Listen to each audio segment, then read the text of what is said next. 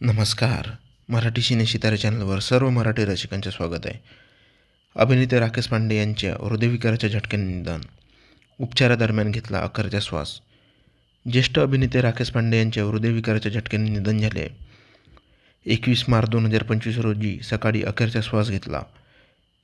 हृदयविकाराचा झटका आल्यानंतर त्यांना मुंबईतील जुहू येथील आरोग्यनिधी रुग्णालयात दाखल करण्यात आले होते. तिथे त्यांच्यावर ICUमध्ये उपचार सुरू होते. उपचारादरम्यान त्यांची प्राणज्योत मालवली. राकेश पांडे 77 वर्षाचे होते.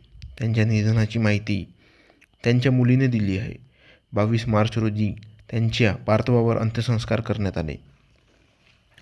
ABP न्यूजला माहिती देताना त्यांची मुलगी जसमीतने सांगितलं की गुरुवार आणि शुक्रवार 20 आणि 21 मार्च पहाटे 3 वाजता तिच्या वडिलांनी अस्वस्थ वाटतंय व छातीत दुखतंय अशी तक्रार केली होती.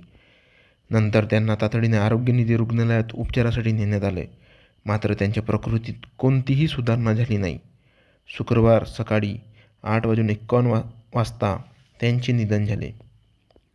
राकेश पांडे यांचा जन्म हिमाचल प्रदेशमध्ये झाला होता.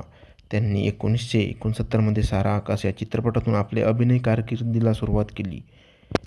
त्यांनी छोटी बहू या लोकप्रिय शोमध्ये दादाजीची भूमिका साकारली होती.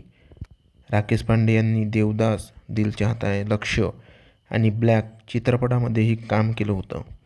त्यांनी वेगवेगळ्या खूप भूमिका साकारल्या होत्या.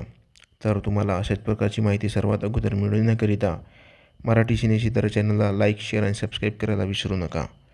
धन्यवाद.